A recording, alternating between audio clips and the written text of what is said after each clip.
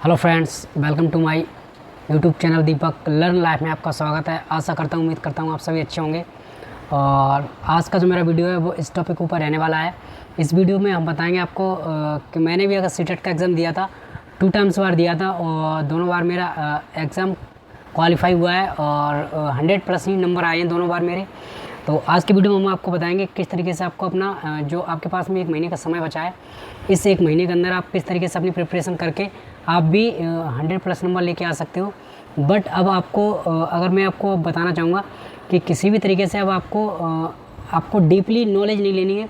आपको ये नहीं है कि अब आप सारी बुक्स लेके आओ और सारी बुक्स को 1 बाय 1 करके आप उसको रीड करो, पढ़ाई करो, क्योंकि अब आपके पास इतना समय है नहीं कि अब आप एक एक बुक को लेके आप पूरी तरीके अच्छे से पढ़ सको।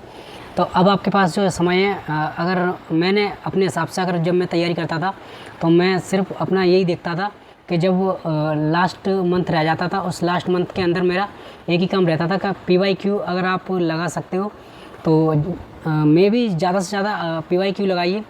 आप जितना ज़्यादा PYQ लगाओगे तो उससे क्या होगा, आपका बेसिक कॉन्सेप्ट बहुत अच्छे से मजबूत होगा। और बेसिक कॉन्सेप्ट मजबूत होने के साथ साथ में क्या होगा, आपको उसमें से एक नोट्स साथ में लेके बैठना है और उस नोट्स में क्या नोट करना है। अगर आप उसको उसमें देखना कि मतलब जो कुछ ऐसे वर्ड्स आएंगे जो आप उसकी लैंग्वेज समझने से समझ नहीं आएगी आपके अंदर लैंग्वेज, तो आपको वही चीज़ अपने नोटबुक में नोट करनी है और उसका अर्थ देखना है कि इसका मतलब जो शब्द है, इस शब्द का अर्थ क्या है।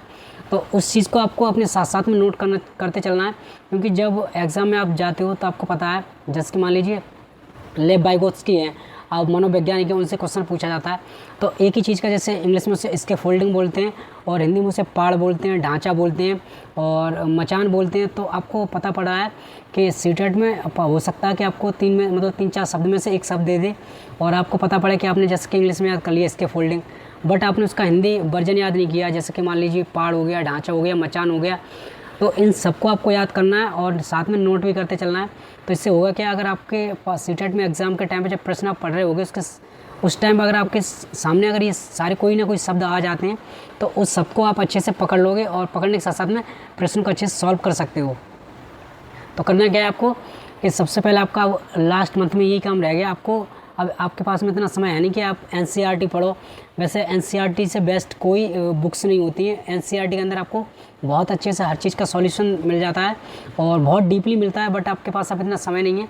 तो बस आपको PYQ लगाना है। PYQ के लगाने के साथ साथ में आपको क्या करना है, जैसे आपने मान लीजिए नेट में PYQ लगाए, तो नेट में अगर PYQ लगा रहे हो तो आपको सुबह उसका क्या करना है, उसको दोबारा से रिवीजन करना है। इससे क्या होगा कि आपने अगर नेट में कोई चीज़ पढ़ी है तो अगर सुबह उसको एक बार आप रिवीजन कर लोगे तो वो चीज़ आपके माइंड में अच्छे से कॉन्सेप्ट में छप जाएगी और जल्दी नहीं भूलोगे उसको। और साथ में क्या होगा कि आपको अब यूट्यूब के अंदर आपको पता है कि यूट्यूब एक ऐसी चीज़ है तो उस पर कुछ भी सर्च करो और एक से बेस्ट आपको देखने को मिल जाती है। तो जो भी टीचर आपको अच्छा लगता हो, जो भी टीचर हो, मैम हो, जिसका वीडियो आपको बहुत पसंद आता हो, उसका आपको मैराथन देखना है, मैराथन क्लास देखनी है।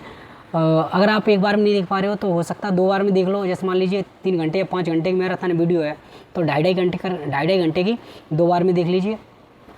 और उस वीडियो में ही आपको ये देखना है कि उसमें जो मैम है टैग वर्ड्स बस साथ साथ में बताती चलती हैं, उसका कॉन्सेप्ट बताती हैं, तो वो भी आपको क्या करना है, नोट्स करते चलना है।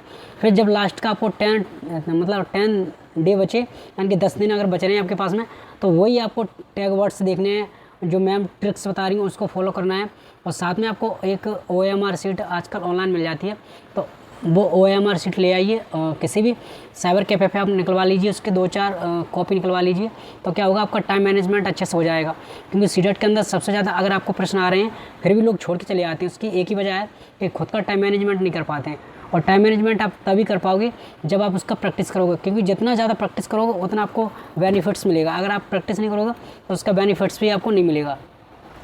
तो वीडियो बनाने का मेरा यही पर्पस था। अगर वीडियो पसंद आई हो तो वीडियो को लाइक कर देना और चैनल को सब्सक्राइब भी कर लेना, ताकि टीचिंग से जुड़ी कोई भी जानकारी दूँ तो उसका नोटिफिकेशन आपके पास पहुंच सके। और कल की वीडियो हम बनाएंगे, उसमें आपको दिखाएंगे, अपना रिजल्ट दिखाएंगे कि मैंने 2 बार एग्ज़ाम दिया था, दोनों बार मेरा 100+ नंबर आया है, 100+ स्कोर करके आया हूँ मैं। तो मेरी जो स्ट्रेटजी थी वो क्या थी क्या नहीं थी, इसके बारे में कल पूरा आपको अच्छे से बताऊँगा। तो वीडियो मेरा यही एंड होता है। तो thank you so much, wish you all the best.